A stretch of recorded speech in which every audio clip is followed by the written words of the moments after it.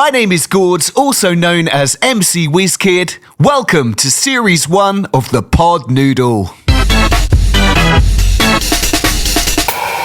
Ladies and gentlemen, here on the Pod Noodle, sometimes I have to pinch myself with the guests that we get passing through the studio and talking to me. Today is no exception. I have got one of the finest DJs, not only in Ireland, but in the world, sat on my screen right now. For those that don't know, this guy has been voted the #1 Irish DJ before. He's a top 10 selling artist. He is remixed for artists like Flow Rider, Pink. I can't wait to ask some of these questions. He's a lead producer for a lot of the Clubland records. He's been a pioneer for Irish dance music and indeed country music. Ladies and gentlemen, it's Micky Modelle. How are you? I am very good, Gordon. How are you? I am absolutely all the better for having you here on the Pod Noodle. Thank you so much for taking time out of your busy schedule to talk to me. It's amazing.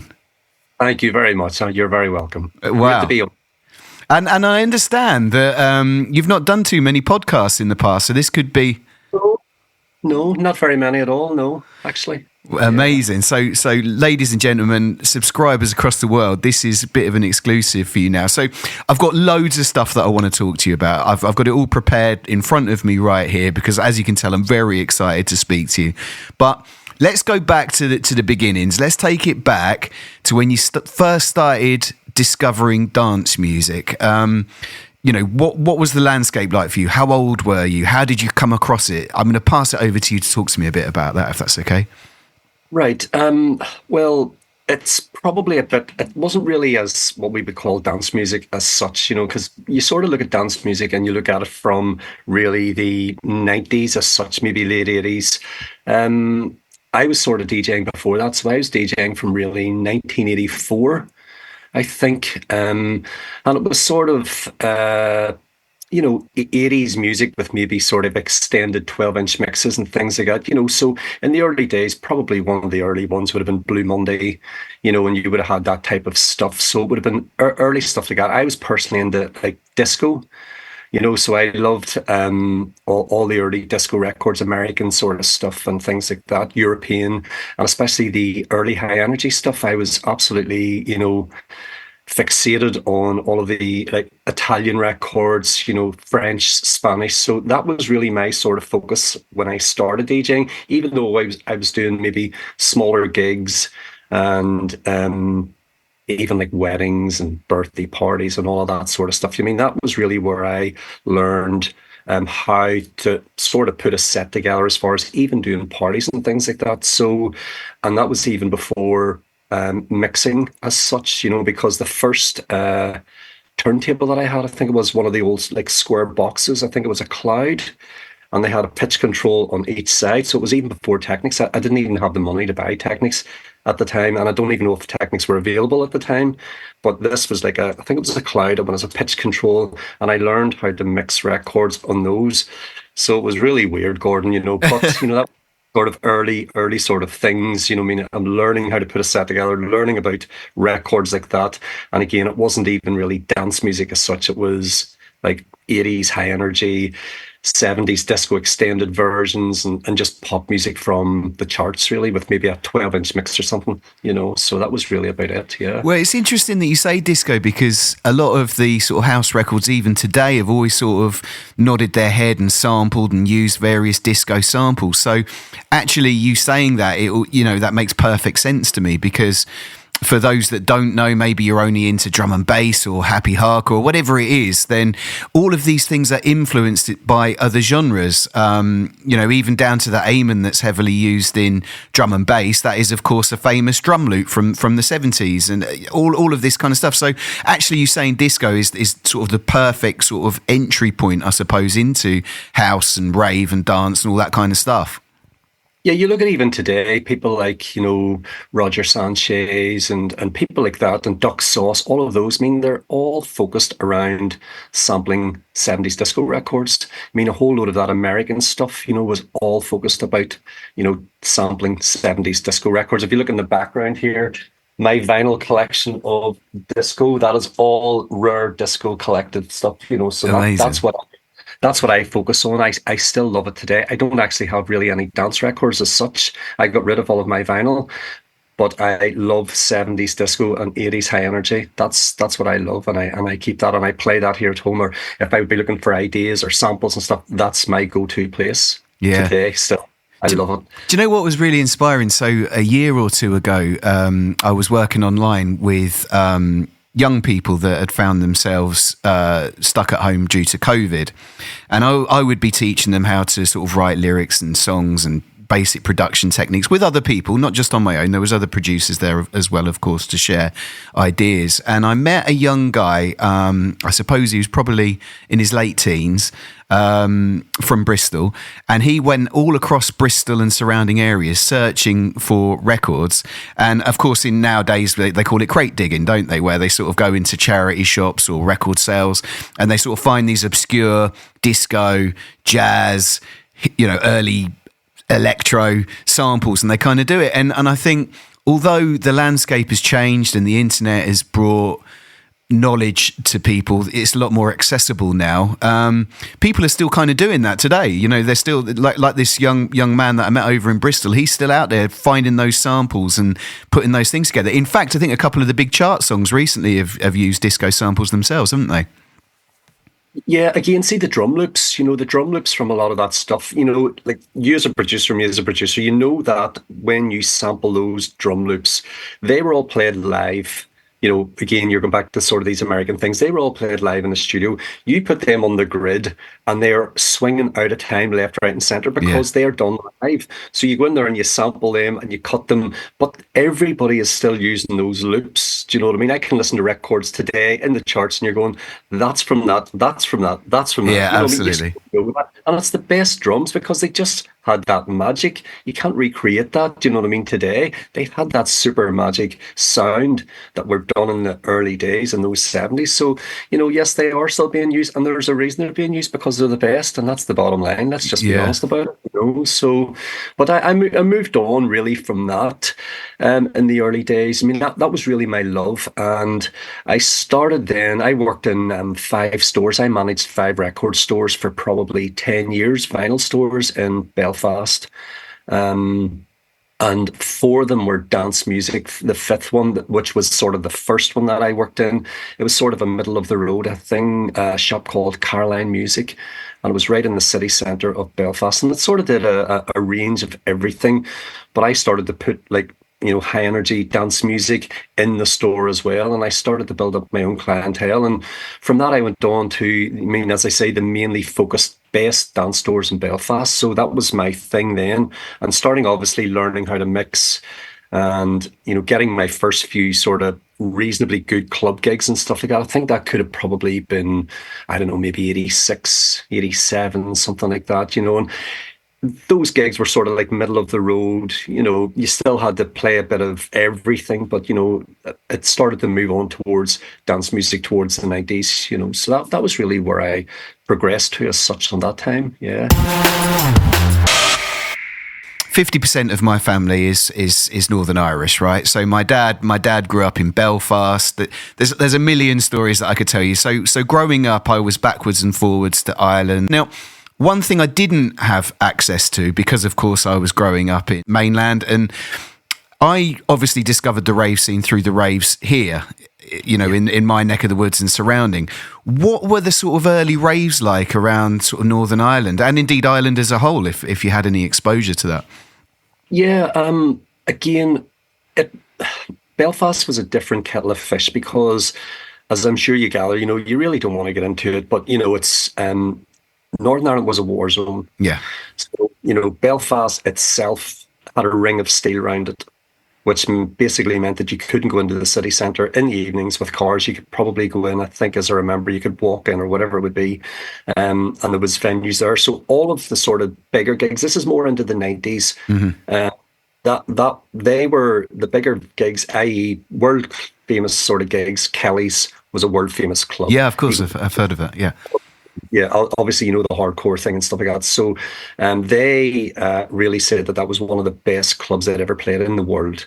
And it was, I think the capacity was maybe 3 or 4 thousand, huge. As you know, the hardcore scene or the hard dancing, whatever it was on fire. And everybody, again, talking to people, and I played all of these gigs from day one, went outside of Belfast.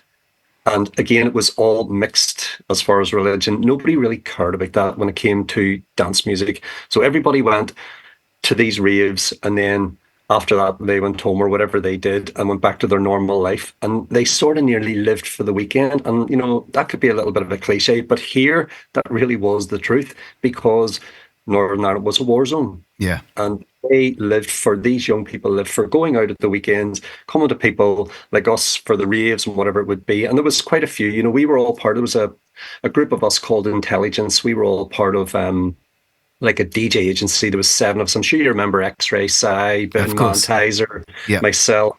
You know, there was 7 of us really, and we did all of these sort of big raves and stuff. And I was sort of the only one that played what we classed then as hard house. Do you know what I mean? So that was sort of what I played. They played all slightly faster, like sort of Hicks type of music and whoever else. Do you know what I mean? But those gigs were absolutely amazing. You look at the footage of them now, and we've got some footage of them now, and I mean the atmosphere in those things, you know, it's just completely different than what it is today. Yeah. You'll also know that from the same thing. You look back at those early gigs, you know what I mean?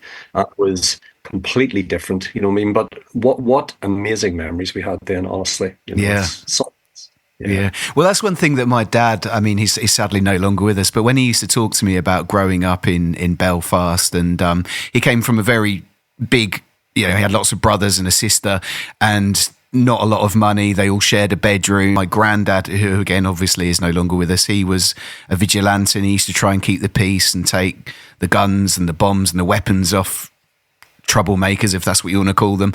And one thing that I did notice about my dad is everything was funny. He didn't take life too seriously, despite sort of having all these hardships and being a very hard, stern gentleman. He knew how to party, you know what I mean? And that's something he took with him throughout his whole life. And I think with the struggle and the oppression and the things that were going on back then I suppose the raves and stuff for the younger generation, of course, is a way to express and just forget about everything, smile and dance. Yeah, and again for me, I played on both sides of the community, you see, so it didn't really bother me, and religion never bothered me anyway. I didn't care about it. I mean, I'm an entertainer, as are you. That's what we do.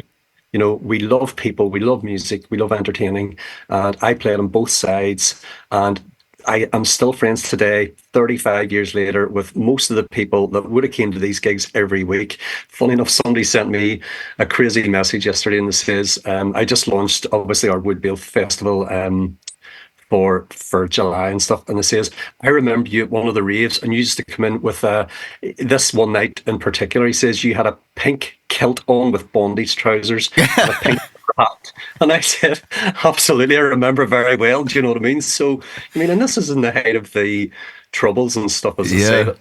I didn't care. I always loved fashion, as you know. Do you know what I mean? And people obviously always talk about my fashion as well. And I really didn't care at the time. But I just loved music and fashion so much. It meant so much to me. Yeah. And I was always in London, you know, doing the fashion thing as well, and shopping for music and bits and pieces and record meetings or whatever it was that I was doing. But such great times. I loved it. Absolutely loved it.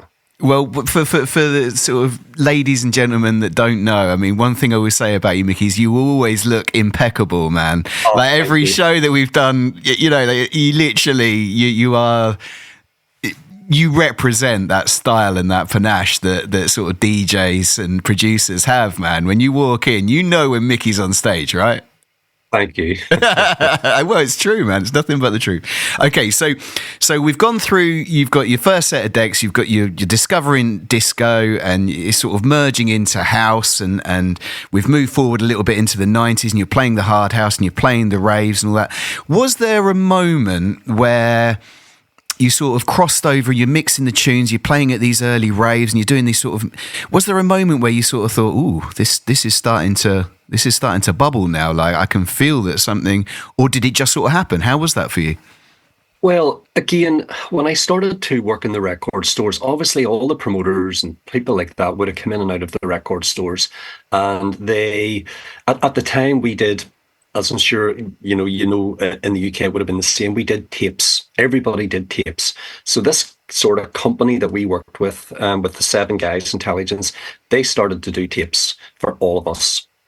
And because I was in the record stores, there was loads of record stores in Northern Ireland at that point, So you maybe would have had 50 outlets. They also would have had clothes shops where they put these tapes into.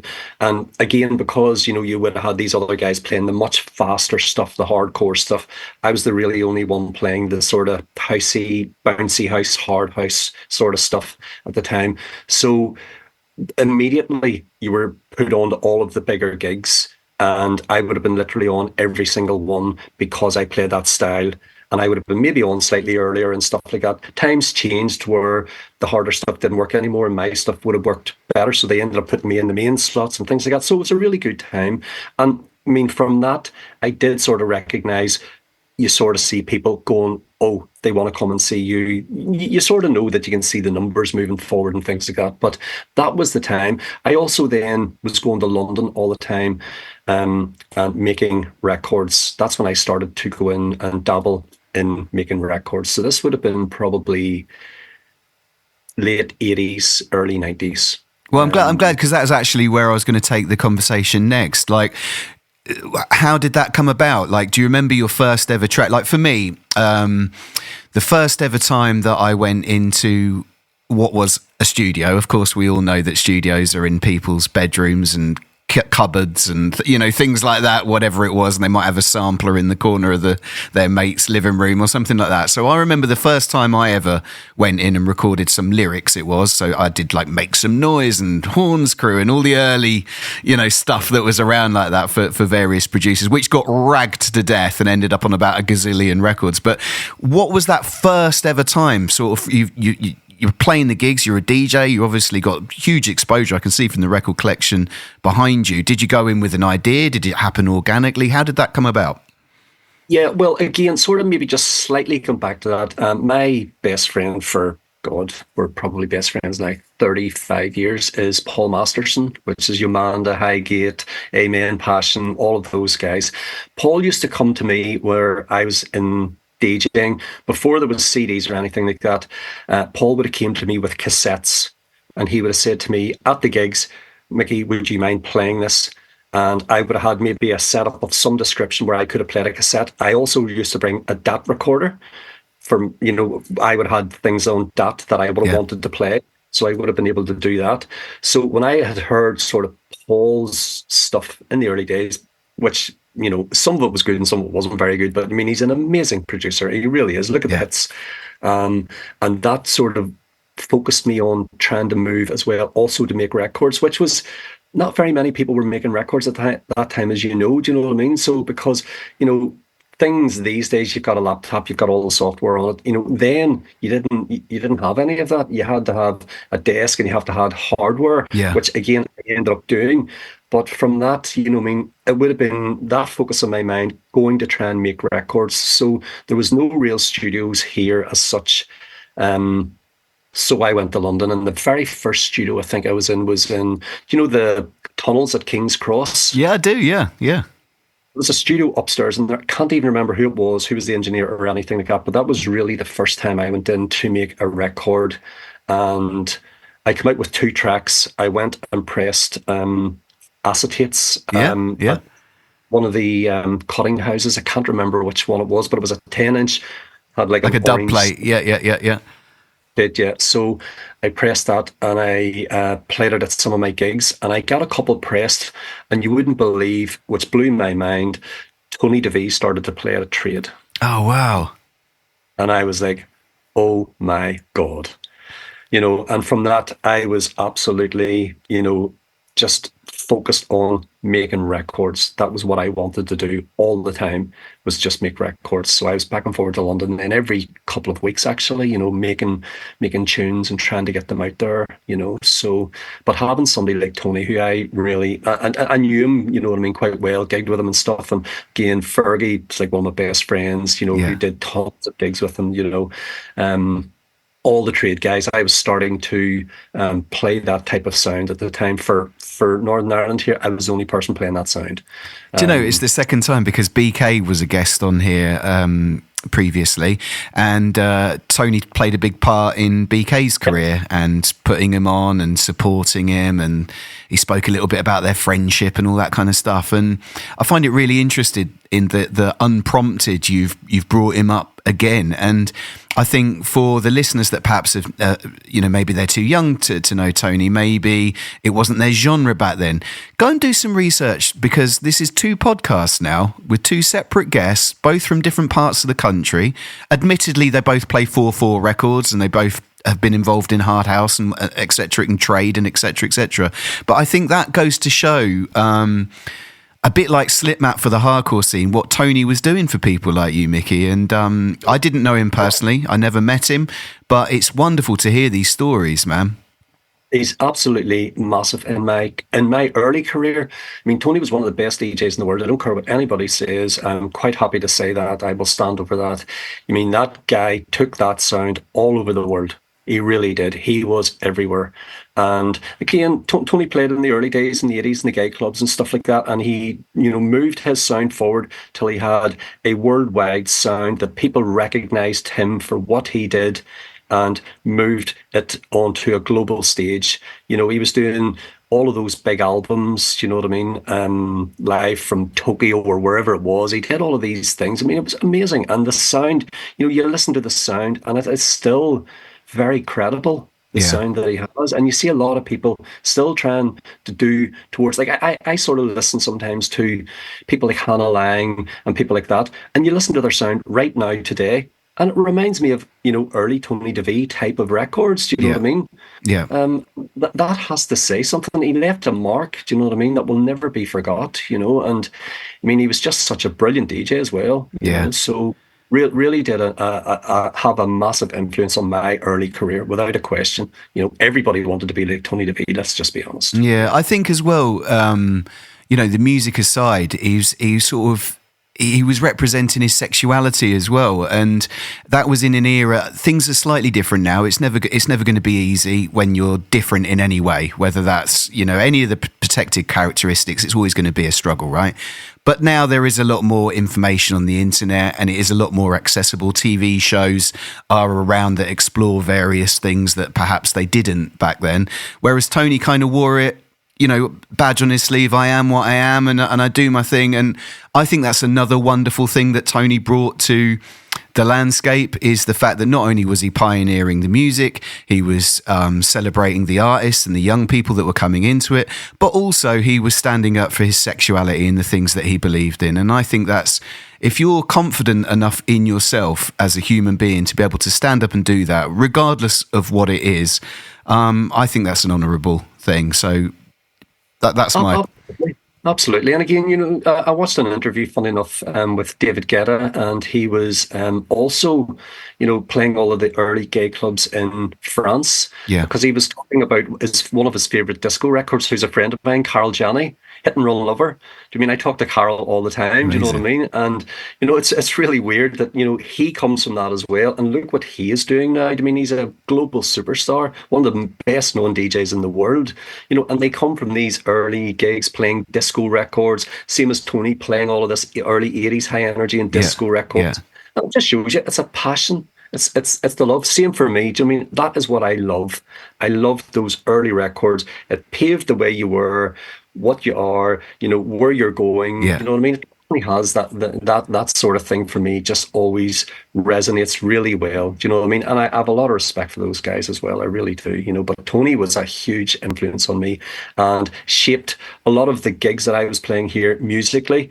I loved a lot of the European stuff, like, for instance, all the Dutch stuff, Blue Records, Club Heads. That's what I would have played in the early days. Again, the Tony DeVee sound slightly later on in your set. You know what I mean? If you were doing a 2-hour set or whatever it would be, you'd have started off with this other stuff. Completely different to what I play these days, obviously, because it's Clubland now. But, that was where I was from. And again, because I was in the record stores, I was getting, at the time, probably, without question, at least 100 promos, test pressings a week, every week. Wow. I mean, I was the buyer. Do you know what I mean? So nobody could have told me about records at the time.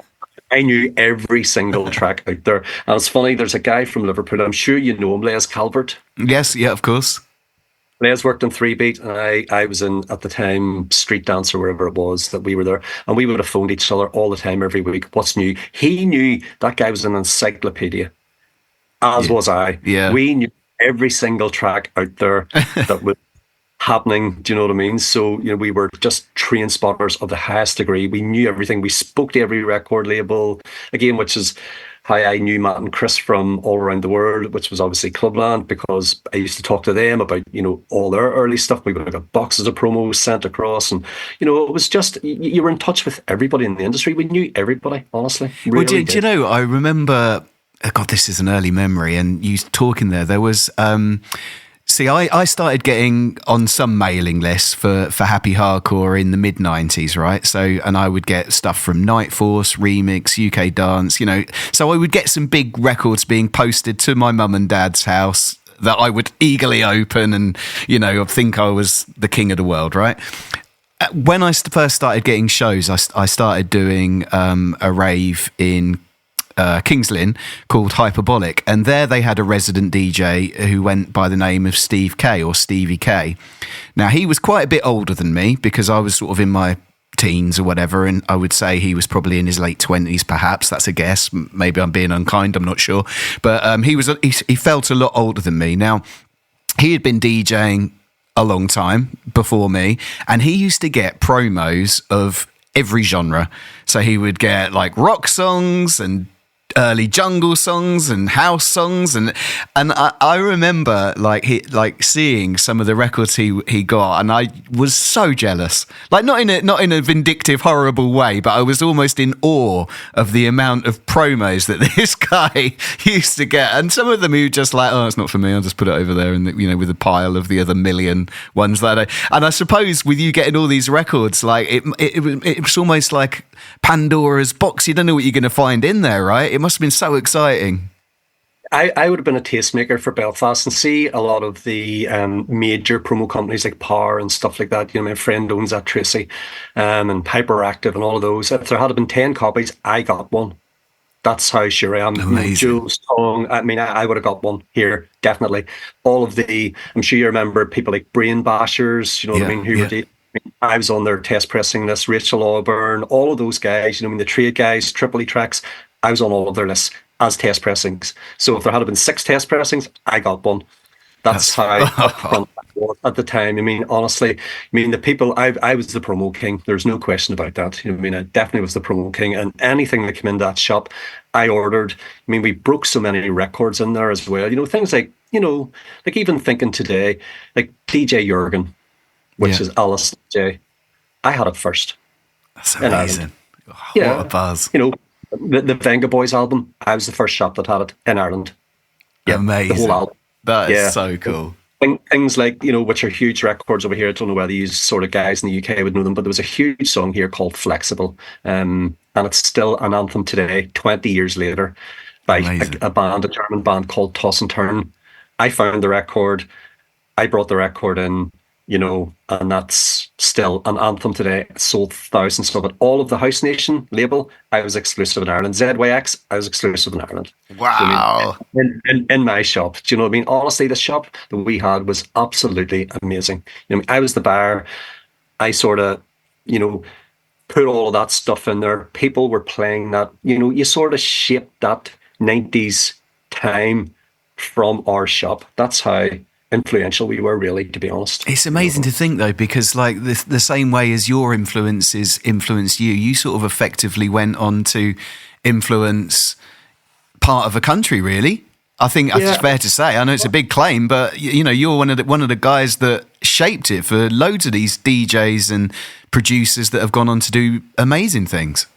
I can honestly, say that, and I'll be honest, because we were the only real shop doing that type of stuff. Yes, we were. Do you know what I mean? And I was the buyer. It was what I brought in. That was my job. So, and again, when you're spending, to get a little bit technical, when you're spending somebody's money, you know what I mean? I had to buy, say, if I found a record, I had 20 of that, give me 50 of that, give me 100 of that, give me this.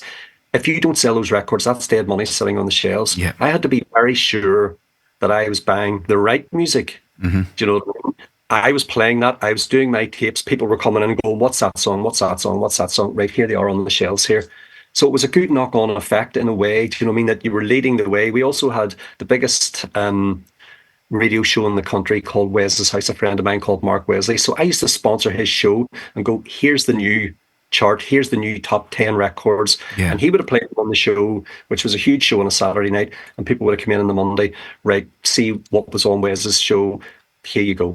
Amazing. And that's really how it worked. And that was just like a weekly thing, you know, tapes and radio and all of the other guys playing the stuff. And again, for the slightly harder stuff, people like X-Ray, Psy, and all of the intelligence guys, Ties were doing the happy hardcore, we would have kept all of that stuff there too, and people come in and bought those records. So that's really how it worked. Amazing. Yeah. So thinking about your own stuff, obviously Tony's played one of your tracks. What would you say was the one that, was it that track that Tony played, or was there a different record that sort of, because obviously now I'm going to come on to it in a moment, but you've remixed some of the biggest artists in the world. You've had chart success, all of that I'm going to come to in a moment. But what was the one that sort of elevated you, that felt like it had a bit of... This is a difficult question because, and the reason I say this is because obviously for you as a human being, Tony playing your dub plate must have been one of the most special moments in your life. However, I'm talking about, when did you feel that this has sort of gone a bit big, you know, when other people are now appreciating it? When was that moment? Well, I remembered moving on to another track after Tony and, you know, Pete Wardman, Steve Thomas, Malcolm Duffy, all of the trade guys started to play my stuff. But I remember doing this track, and it was a sample of Superstar DJ. I pressed 3 acetates, and I gave one to Tony, I gave one to some guy up in Liverpool, can't remember who it was, and I gave one to Anne Savage. And Anne and I were friends, we made records together, same as Lisa Pinup, same as Rachel Auburn. I made records with all of them guys, that's the Tidy Girls. Yeah. But I remember Anne Savage playing some live, huge event, televised, right? And I'm sitting at home and I'm watching her playing, and she lifts up my acetate because I can see the grey cover and whatever it was, whatever the name was. And I was like, holy shit, she's going to play it. She's going to play it. And then she puts it back down again. I was like, oh God, she's not going to play it. And then she lifts it back up again and she actually played the record. Honestly, you know, £1 million wouldn't have made me happier. You know the feeling. Look, you're an artist. You know what it's like. I mean, at that time, seeing somebody like her playing my record live and thousands of people there, honestly, it was like winning the lottery. I just couldn't believe it. So that was a very special moment then. Yeah. You know, but from that, I went on to making all of the early Tough Twins records, myself and Paul Young. So I would have been in London, and we worked in, I'm sure you remember Climby Fisher from the 80s, Rise to the Occasion, Love Changes Everything.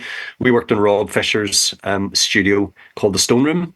Wow. So that's where I made all of the Tough Twins records. So we were in there, you know, every 2 weeks, literally. And we made loads of records. But one of I think it was either the first record or the second record on the Tough Twins label was Dirty Disco.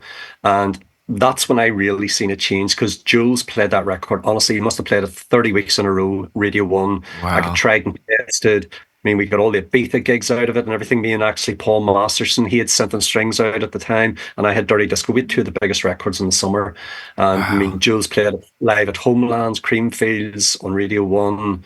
And that really was the time that I went, right, I can actually make good records here that people like him can play, Judge Jules, and everyone else was, you know, doing that. So that was probably a peak time, but I mean, that was a really, really great time for me. Yeah, I bet. Wow, what a buzz. I can only imagine that Anne Savage moment as well, where she's picking it up and sort of almost teasing you unbeknowingly, sort of like, I might play it now. I'm going to play it. Yeah, I might do.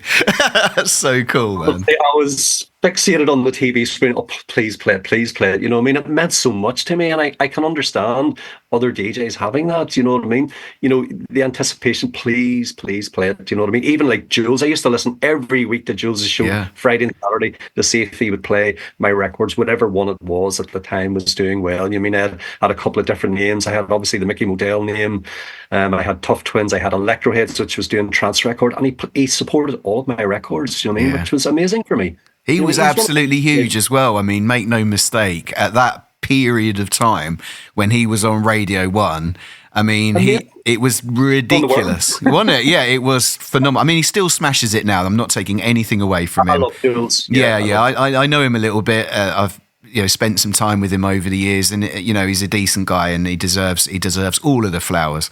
But at that particular moment that you were talking about, I mean, he was ginormous. Everyone listened to that show, didn't they? It broke so many records as well. You know, look at the label who he was involved with. He was A&R and stuff, Manifesto. I mean, you look at how many massive records was on that label. Yeah. I mean, like, it was just hit after hit after hit after hit, and he was responsible for that. Sometimes I don't think he gets enough credit for what he actually did at that point. I remember, I think ATB, Robert Miles, all of those type of records, they were all played on his show. And for many of us, that was, who perhaps didn't live in that world, that was our access point to those type of phenomenal, and I don't say that lightly, phenomenal dance records. And Julesy was the guy playing those. Yeah. We all played. Still do today. Look how many remixes there are of all of them. So it just goes to show. So obviously now you're on Radio 1, which must have been a buzz. You've got the biggest DJs in your favourite genre at the time playing your record. Where was the moment where it sort of crossed, where you sort of started doing the more commercially stuff? Because obviously, as I've mentioned a couple of times now, you went on to get in the top 10, for God's sake. So there's not much bigger than that, is there really? I think if my research is correct, I think you even got to like number 4 in Ireland or something crazy like that. Number 1. It went to number 1.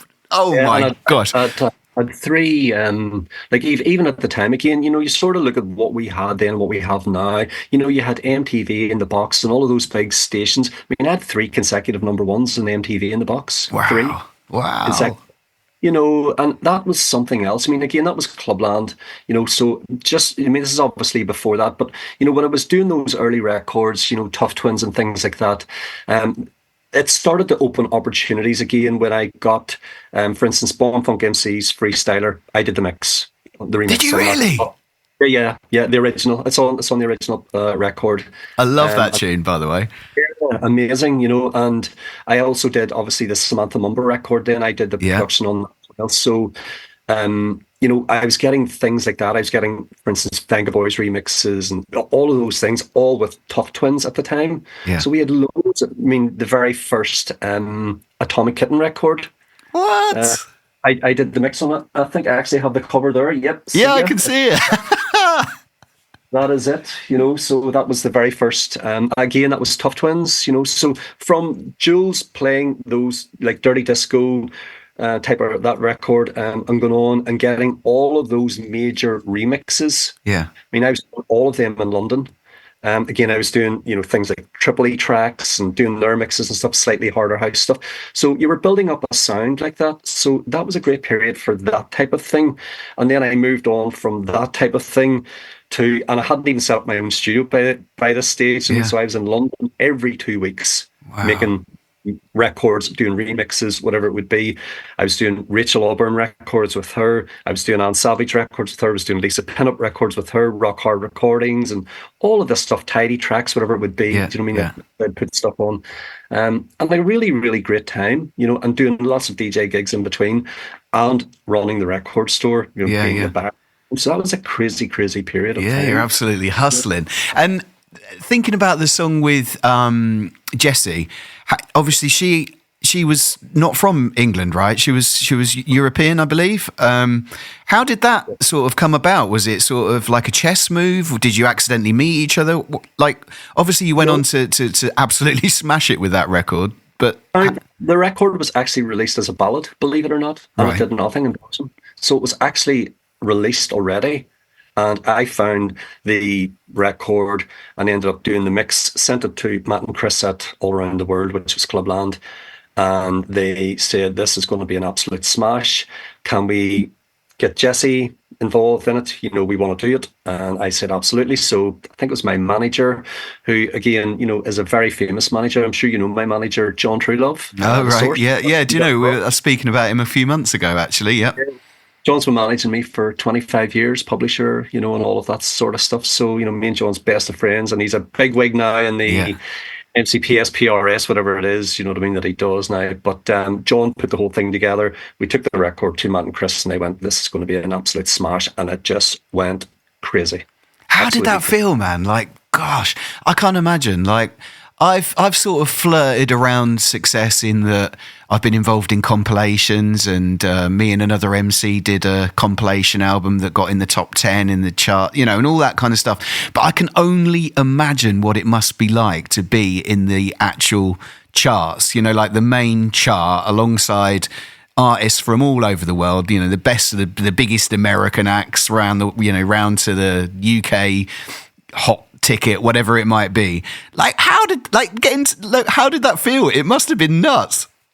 Well, I'll tell you a strange story. On the day that Dancing in the Dark went into the charts top 10, it was my birthday. Yeah. Wow. And JK and Joel from the chart show rang me live on air and sang happy birthday to me down the phone and said, Mickey, you're in the top 10 or whatever it was, that number that I was. And they did it live on Radio 1. How amazing was that? Oh my God. So you'll never forget that. I mean, you wouldn't forget it anyway, but that just makes it even more special, doesn't it? It was amazing. It really was amazing, and from that, I just, again, my whole musical style changed because people were wanting to book me for the Clubland stuff. And that's really... Well, that's where we met, wasn't it? Through the early Clubland tours and stuff like that. And that was our first sort of... It. Obviously, I listened to your music. I knew of your presence with my Irish roots as well, of course. All of that stuff. But I think we physically met in person through the Clubland shows and stuff. And from that's when I started to do all of these other things in the arena tours. And you do sort of notice the difference when you have a chart record from, even though I was having, good success on the club records. And as I say, all of my peers supporting my records, Jules and people like that, and people who I respected. I mean, even Tiesto and everybody was playing my records, it's crazy, Yeah. And I was the very first person, actually, as well, ever to book Tiesto in Ireland, ever. Oh, wow. God. Yeah. I mean, it's crazy. It just shows what an important figure you are to not only dance music, but also to the Irish community. To recap, right? Your story's nuts. You do know that. I mean, you sit there so cool, looking like an absolute legend with sort of like a half smile, with an atomic kit and plaque sat behind you. Like, You've kind of remixed with some of the biggest pop stars. You've created a league of DJs and artists and producers in your community. You've ended up in the top 10 of the charts, getting to number one in your home turf. Also, you're sort of mixing and rubbing shoulders with all these different pop stars and doing all these mad remixes and features and songs and mixes of songs that people don't even realise that you've done. Yeah. Freestyle, rock the mic. Yeah, come on, man. It's just crazy. So right now, you obviously, rightly so, you're kind of touring even now, right? So you're still playing. For those that don't follow you on Instagram or social media, you're playing massive arenas still to this day. I mean, we're talking about best part of 30 years of absolutely smashing it and shaping the road, the golden pathway. How does that feel to still be sort of out there doing these ginormous arenas that you still play at? Do you want to know something? I feel very humbled that I'm still, again, like yourself, we're still able to do this job that we love. We're getting paid to do something that we love. Yeah. How great is that for us? Do you know what I mean? You're living your dream, let's be honest. Who wouldn't want to do what we do? Yeah. And I just feel so lucky that I'm still, people want to pay to come and see you. They still obviously value what you do. They like what you play. That is a very important thing to us. Do you know what I mean? As DJs, producers, whatever it may be, MCs, the whole thing. We're very lucky people. Yeah. Well, what a great answer, man. And I know we work hard. There's no doubt about that. You look at, people in our world, Darren Styles, all the hardcore boys, Bass Hunter, Cascada, all of these people we work with, Scooter, they work hard. They travel. You're in airports every week. You're in hotels. You spend half your life in a hotel, blah, blah, blah. Well, also as well, Mickey, there's those highs and the lows because, I think the danger is we live in a social media world, right? And if you're on Facebook, there might be someone who's sort of comes across a bit beggy and, maybe they're talking about the boyfriend's upset them or their kids are doing their head in. And you can tell that it's a little bit bait and they want the comments or the old, are you okay, hun, inbox me type of society that we live in. But when it comes to being an artist, a DJ, producer, rapper, singer, whatever it is, there's that same sort of mental pressure where you're under some degree that you want to share your creativity and you hope that it's going to do well and you want the engagement and the interaction. And as you know, with any social media, that doesn't always work out the way that you hope it will. And with that, of course, has an impact on anyone's mental health, whether it's you, me, the next man, the next lady, whoever it is, you kind of have those highs and the lows. So not only are you sort of touring and playing the shows and staying in the hotels and you've got the physical exhaustion, but also that you've got the silver spoon because you're doing something that you love and you're getting paid for it and all that kind of stuff. But there's also that emotional thing that goes with it where you sort of have those highs and the lows and you've got a kind of Colgate smile through it no matter what, haven't you? Would you agree with that? Yeah, because as you say, tiredness has a lot to do with it. Me personally, I don't drink, don't smoke, don't take drugs. Do you know what I mean? So I just sort of focus on, getting there, getting the job done as best as I can. You've obviously got to see people, and I love to see my friends and my fellow artists and things like that. So, it's nice to see everybody week in, week out, but it is exhausting traveling all the time. And if you have maybe 2, 3, 4, 5 shows in a weekend, Gordon, you're tired. Yeah, I know, man. 100%. I have 3 this weekend. I finish on Tuesday. Do you know what I mean? Or 4 this weekend. I finish on Tuesday. I'm going to be tired on Tuesday. Do you know what I mean? We aren't 20 anymore. You mean there has to be obviously that recognition. Do you mean we're not kids anymore? So, you have to focus on what you're doing. Also, these days, we're making music. You can now take a laptop with you and make your music on the road, in the airports, wasting time in a hotel before your gig. These are things, it's not that you really switch off. You've also got now all of the added social media stuff we have to do. So you're now a DJ, a producer, a social media expert, a promoter. You have all of these jobs now, which we didn't have in the early 80s. Yeah. Do you know what I mean? Yeah. We're just a DJ in the early 80s. You've got 10 more things that you have to do every single day. So, people maybe don't see that side of what we do. It is a full-time job doing what we do. We love it, of course. Of course. Yeah, it's difficult, isn't it? Because you don't want to come across like whingy or anything like that, but because that you're blessed. It's a bit like the silver spoon thing that I mentioned a moment ago. But equally, it can be a challenge, and that is the reality of it. And it has its ups and its downs, and it's as simple as that. And I think anyone with half a brain will probably be able to understand that. But for those that can't, hopefully we've explained it well enough. And we love it. There's no question about it. Look, we love it. It's what we're here to do. And I will, thank my lucky stars every day of the week that I'm doing what I'm doing for such a long time. Do you mean like people like us that are doing a career this long? We are so blessed to be able to do this career so long and still be out there playing huge gigs and stuff. It's amazing. Who wouldn't want to do that? Totally. Well, as if you weren't busy enough, you decided to have a festival coming up very soon. So you just thought, well, I'm not exhausted quite enough, so I thought I'd do a massive show in Belfast. Do you want to speak a little bit about that? Yeah. It's started about 5 years ago, and it's in Belfast city centre, a place called Woodvale Park, and it's like a community festival. But I always wanted to do one, and the guys from the council and things like that, I'd spoken to them about it, and we put it together and did a couple of nights on the very first one, and it was a major success. And I just wanted to continue to do that. So this year, I think we've got, on the Sunday night, we've got like an outdoor live boxing event, which is amazing. Okay. We've got, I think, 20 boxing clubs from, Scotland and everywhere. I think we've got Carl Frampton. I think Oh, he's wow. going to Yeah, he's sick. going to come and support it and things like that, which is fantastic. Because Carl's from that area as well, which is brilliant. It's a lot of kids as well there, which is good. So rather than them being on the streets doing nothing, they're doing boxing, they're doing sport, they're doing football, they're doing music. I'm always for that, you know what I mean? So it gives kids something to focus on, which is brilliant. Yeah. And Monday night, it's a Monday, Tuesday, Sunday, Monday, Tuesday, Wednesday, and then the Thursday is like a cultural thing.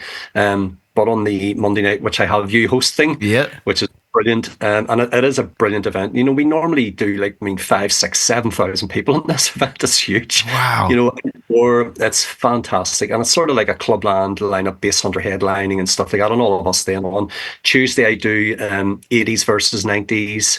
So this year, you know, we've got a lot of really great names. I can't mention them because I haven't put the artwork out yet, Yeah. but I mean, some fantastic names, people who I would actually go and pay to see. That's Yeah. how happy I am about this. And the Wednesday, we normally do like a trance type of, you know, sort of younger generation type music and stuff like that. And then Thursday, as I say, is cultural. But yeah, I love the event. You know, I mean, I'm dedicated to it every single year. I think this is year 5 that we're on. I think, or year 6. Yeah, It's so amazing. Well, for those that don't know, the flyer for the Monday that he's mentioned that I'm hosting came out. And aside from royalty himself, Mickey, you've got Bass Hunter highlighting it. You know, and there's Ultra Beat on there, Enforce. There's all sorts of crazy, massive commercial dance names on there, and that's just the Monday. Like, I don't know, man. You're so super cool about everything, but actually, like, this is huge, man. So, yeah, for those of you over in Northern Ireland, then certainly check that out if you haven't already. I'm sure you probably know all about it from the past sort of 5 years anyway. Equally, if you fancy a weekend away or you want to go exploring this summer, maybe make your way over to it and check it out for yourself. I really can't wait. I'm absolutely thrilled to be going over there. As you know, it's my family stomping ground, and what an honour it is to be there with you and all the rest of the guys and girls that are performing. Speaking of Belfast, now I've mentioned this a couple of times through the past sort of 50 odd minutes that we've been talking. I know from my dad, from my culture, from my grandparents, from my aunties, my uncles, all of that stuff, I know how important art is in Ireland, right? When they have a political message or something that they care about or passionate about, maybe it's a sporting event, they do these wonderful murals. And during my time on this planet, I have seen several. Never before have I seen one dedicated to a DJ/producer from dance music or indeed any other music. But yet, recently, a phenomenal mural of this gentleman sat before me has appeared on the side of a building. And when I say the side of a building, I'm talking about a full-on house. You can go and check it out on Mickey's Instagram. Wow. Like, wow. Now, I'm not surprised because of what we've spoke about. I'm not surprised because of the impact that you've had not only on Ireland, but on the world of dance music across the whole commercial sector. But wow, man, how does it feel, bro? Because that is next. I can only imagine. Talk to me. I don't know where to start on that. You know, I was shocked, to be honest. The guys came to me and said, would you be offended if we did a mural of you? And I said, sorry. And they says, we want to do a mural of you. Again, you know, I'm in the Hall of Fame over here. I'm the only DJ ever in the Hall of Fame here. I've won Best DJ 4 times in my career. Wow. And, you know, the reason they put me in the Hall of Fame is I had, I think, 8 platinum albums in Ireland. Wow. 8. You know, so that, and obviously then, you know, the singles and the amount of records you sell, you know, and not in a bad way, you know, they don't sort of recognize DJs as artists sometimes. Of course. The music. Listen, I mean, you don't need to tell me about it, bro. You don't. I know all about it. Yeah. And a really funny thing, I actually heard Calvin Harris on the Brit Awards. They don't have a sort of a dance section apparently in the Brit Awards, yet Calvin would sell more records than anybody. And he's flying the flag. He was at the Brit Awards. I understand this. You know, I felt the same as that in Ireland. You know, I'm selling more records than a lot of these other bands, yet they are being recognized and we aren't being recognized. But that was maybe 10 years ago. So I've been in the Hall of Fame for 10 years. I'm the only DJ ever in there. Wow. And I have my own cabinet. They did a whole show for me, which was fantastic. I really appreciated that. And then now they come to do a mural, which sort of, in a way, goes on from, the Hall of Fame, winning the best DJ, and now you're being celebrated for the amount of records you sell and what you do and your, presence in my own country. So I was very honored in that respect. And it's sort of maybe, hopefully, all I can say is maybe it opens the doors for other people after me to get the recognition that they also deserve from our country, and that's how I would look at it. But I was so honored, and it's overwhelming when I go down and had the opening of this, and seeing how many people was there, friends and, other DJs and producers and community people. And, it was just absolutely overwhelming. I had to make a speech and I could hardly make a speech because I was just so overwhelmed that a lump in my throat. I really did. I can see right now how much it means to you, man. And it really does mean a lot to me, and it's there forever, and you can't ever take that away, and you're just saying, well, at least I've got that to look back on and go, well, people must have loved what I've done. And I'm so thankful for people, who support me. And that was sort of the speech that I made in the day. I was thankful for people,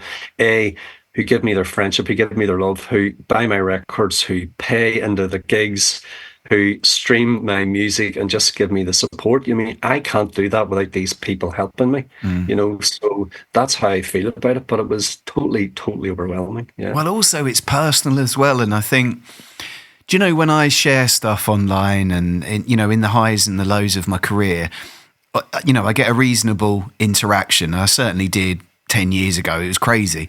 And when it's someone or is from your past or went to school with or you care about in your family, when you see their name pop up, it kind of, it's weird, isn't it? They sort of glow in the dark, and you can, same as a negative comment glows in the dark. You could have 100 comments that are all saying you're amazing, but the one bad one almost is written in neon letters. And it's the same way when it's someone that you care about or know from your past. And I can only imagine the emotions you must have felt, because that's not just your DJing and the people you've reached and the producers and all that stuff. That's kind of personal, man. That's like that's your friends, that's your loved ones, that's the people you've engaged with over the years and played different chapters in your life throughout. And wow, that's what I said. Funny enough, I actually said that everybody that was there, just as funny as you say that, everybody that was there had played a role in that mural being on that wall, and me being there, because they did play a role in my life and supported me. And the guy, I've got to say, the guy who painted the mural, it took him 8 weeks to paint it, and he's a very famous DJ over here. I'm sure you've heard of his name, Glenn Malloy. He was a legend in the 90s. Glenn is actually the artist. Oh, wow. And he is absolutely magnificent. So props to him. He did such an amazing job. And at the end of it, he looked at it and he said to me, "That's the best painting I've ever done." I mean, it's brilliant. I would be very proud. Well, he said to me, "Bring your passport, Mickey," he says, "because it's more like you than you." What happens next? So you've got your mural, you've toured the world, you've made some amazing records. What happens tomorrow? Where do you go next? Well, obviously, I've got gigs at the weekends, so I'm doing a big gig in Belfast on Saturday, Custom House Square. It's a huge gig. Sunday, I'm over to Newcastle upon Tyne. I'm going down to Durham to do Durham Pride.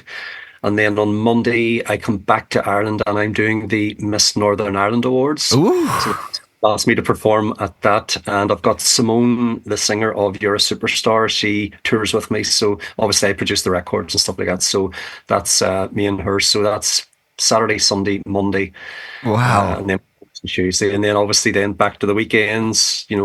Just making music during the week as well, unless you're away doing the tour, and then Saturday again of another load of gigs just every single week. That's the way that you just drop it in. Well, I've got Simone coming with she sung Superstar. You've also teamed up recently with Kelly Lorena as well, haven't you? You've done some bits with Kelly. Kelly and I are gone out as a sort of a DJ live sort of performance. Just doing, what we do really, bit of clubland, bit of everything, Pride gigs, whatever it may be, we'll do them all, as long as they're suitable for us. But yeah, I love Kelly, and she's a fantastic singer, great songs, and I love her to bits. We're friends forever as well, as you know. Yeah, amazing. Well, listen, I've got two last sections that I do with every single guest. Now, the first one is right. You've come to Tuesday, right? You've done all these shows. You've done the awards. You've been to Durham. You've done your stuff with Simone, and you're in the car and you're travelling down the motorway, and you have to pull over to get some petrol, right? You've put the petrol in the car and you've gone into the petrol station, and you're about to pay, but on your right, there's like all of the candy and chocolate and crisps and all of that stuff, right? So it's literally like a sea of different temptation, right? And you're a bit peckish. It's 4 o'clock in the morning, whatever it is, as it might be. What are you reaching for? Well, I have to really watch what I eat, for the simple reason is I'm a diabetic type 2.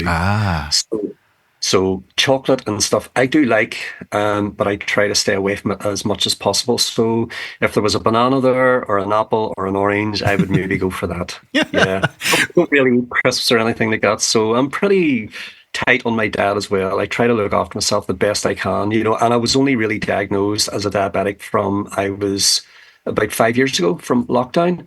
And it's hereditary, nothing to do with my diet, because I've always looked after myself. Yeah. And I started to do 10 miles a day on the bike when lockdown happened, and I really, really enjoyed it. I was never in better shape in my life, to be honest. And I had literally reversed it from, if you have a blood count of 61, which I had, when you're a diabetic, you're 43. That's the borderline. And I literally took myself from 61 back down to 43. Wow. And was half down the tablets, which was brilliant. You know what I mean? So that would be the thing. So if I would be doing that, try not to do the sweet stuff. Well, that's fair. That's fair. And to be honest, I mean, well, there's two things. I did some work with Lisa Lasher. She's also diabetic, so she has to kind of watch her diet, and she can get quite poorly at times and whatnot. Yeah, I know her for years. I love her. She's really nice. Yeah, she's great. So I do have some sort of understanding of that. But also, Dougal is big into looking after himself. And when I asked him that question, he actually told me that he would reach for the Huel. Oh, yeah, that's what I thought. So, yeah, I love that. Well, my next question, I'm not sure how this is going to go down, because ordinarily I would go on to ask you about a drink, but I'm going to assume it's going to be something like water. And then I would also, and then I would go on to say that all of the takeaways are shut and you can't be bothered to cook, and there's only fast food restaurants left open. Again, I don't know how this works with your diet, but if you had to choose one fast food, what would you go for? Probably fish and chips. A classic. Yeah. So I don't eat Indian food. I don't really eat any of that sort of stuff. Chinese, maybe, I like noodles and things like that. You know what I mean? I don't eat meat, you see, either. So, I'm not really... I didn't know that either. Gosh. I don't really. So McDonald's and all that stuff and KFC, they're right out the window. I don't like them at all. Yeah. So I just maybe fish and chips. Yeah. Love it. Well, thank you so much for that first section. Now I'm just going to quickly play this. Oh yes, this is highly recommended. Now, again, I don't want you to look too worried. Every guest, I'm going to ask them what they would recommend to the listeners. And I think this is really helpful. I get loads of feedback from people that have gone out based on DJs, MCs, singers' recommendations. So first of all, the first thing that I would like you to recommend to the listeners to check out, and it could be old or new, don't want you to put too much thought in it, would be a movie. Is there a movie that you could suggest that people go and watch? Well, a classic cult movie, which I really did love, was The Warriors. I gotta say, I thought that was a magnificent movie. I don't know, it's 80s or 70s or whatever it would be, but it is still a cult movie. Another one, again, which I really do love, is Breaking Glass, Hazel O'Connor. And I know Hazel personally, she's been in my studio and everything. Those are two movies that I would say, if you haven't seen them, go and watch them. That's a Sunday night treat for everybody now. You know that they're going to be searching that up on their TVs and sticks and all the rest of it. What about, speaking of TV, do you watch any TV series? Nah, not into it. Oh, not really. But again, you're a music person. We make records. Generally, if I watch a little bit of the news, maybe in the morning while I'm having my breakfast, or maybe when I'm going to bed at night, I might switch it on for half an hour and watch something. But I don't watch TV during the day, ever. Yeah, that's fair. What about reading? Do you find much time to read, maybe on a plane or anything like that? Are you a book guy or not really? Not really. Again, if you're on the plane, you probably got your laptop out and you're doing maybe a little bit of production, or, you're maybe sorting a set out or something like that. DJs tend to do that type of stuff, so that's generally what I do. It just shows how hard you graft, man, because you're like, no, I'm working. What about that? Nah, I'm working. I love that. It really just show what type of a human being you are. Okay, well, this one's going to be easy then. So the last one of highly recommended is music, right? So if there's 2 albums, I'm going to say 2 because of your vast industry and music knowledge, right? The first album would be a non-dance album. So thinking about something that isn't dance music, could be hip hop, country, rock, whatever you choose. Yeah. Well, growing up, again, my favorite bands, and still today, and again, because I'm obviously a music producer and stuff like that, my favorite bands would have been, there's 3 of them, Bee Gees, ABBA, and Queen. Wow. I've seen Queen live, met the band and stuff like that, so ABBA, I absolutely love. You listen to some of their albums and there's not a bad song on it. Mm-hmm. And still today, you look at how much of an impact their music from the 70s is still having today. Everybody loves ABBA. Those songs are just timeless. Yeah. They will never be forgotten about. Again, Bee Gees, I've met the band, do you know what I mean? Seen all of their shows. We've met the Bee Gees. Yeah, and Queen as well, actually, yeah. Wow.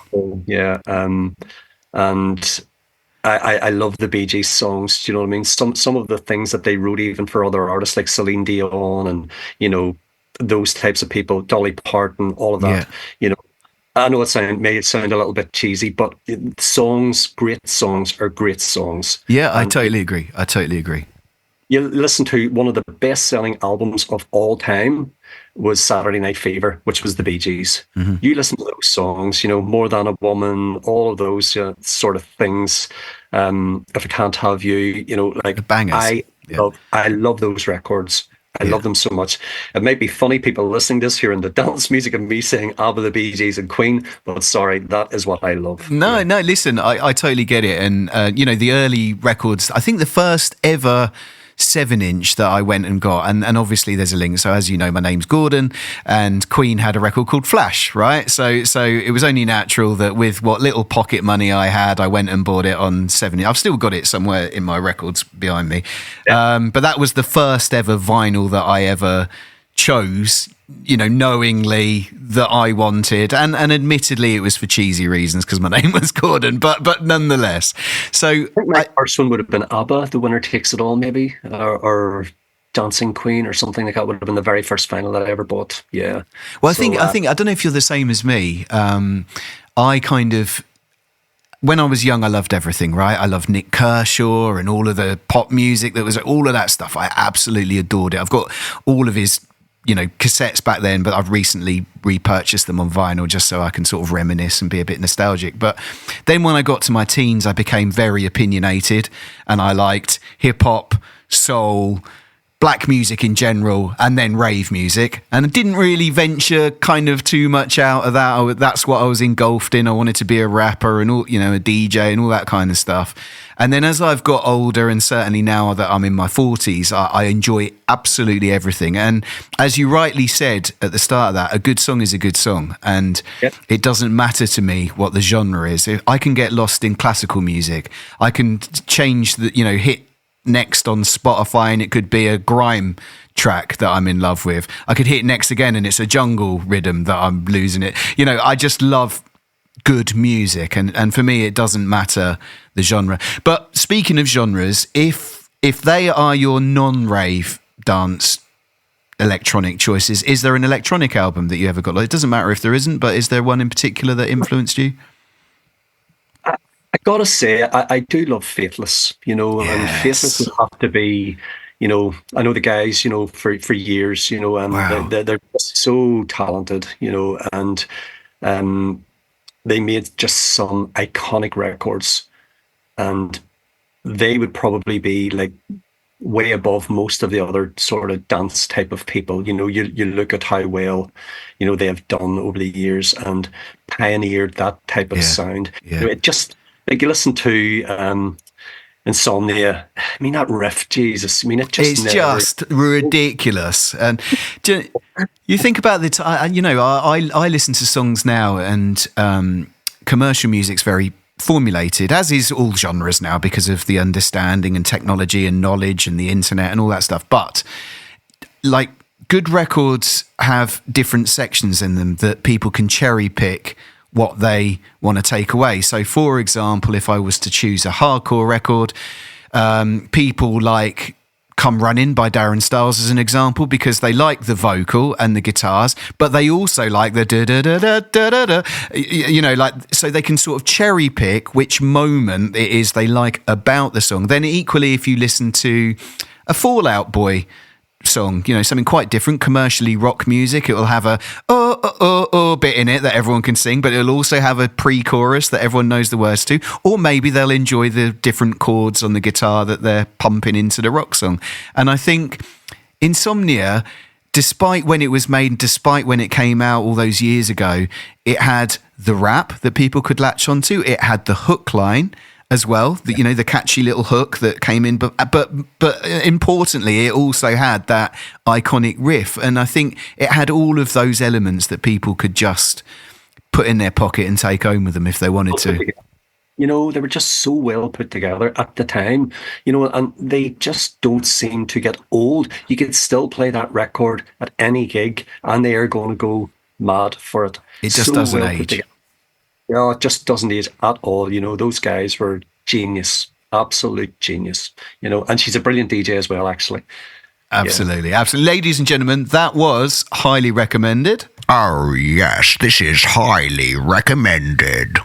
For the past hour 50, I mean, I could carry on talking all day. You know how engaged I am. I mean, it's just amazing to hear your stories. Also, people can't see you because I don't release the video footage, but you're such a humble, like, when you talk about this stuff, from your body language, the faces you pull, the way that you sit in your chair, like, there's no arrogance with you. It's you're one of the realest guests that we've had on the Pod Noodle, and the fact that you're just dropping in that, I met the Bee Gees. You're not saying that to name drop. You're not saying that to get any points. You're just a real human being, and honestly, I think that you deserve all of the flowers that you get. I think it's wonderful they've done a mural of you. I think your career is impeccable. I love the fact how many lives you've changed with your music, selling records, and just your presence and energy. Micky, thanks so much for passing through today. It's been wonderful to have you as a guest here. Thank you, Gordon. I do appreciate it. Thank you very much. If you enjoyed what you heard here today, then please like, comment, and subscribe. Also, if you have any comments, suggestions, or anything else, ping us an email on thepodnoodle@wzkd.co.uk.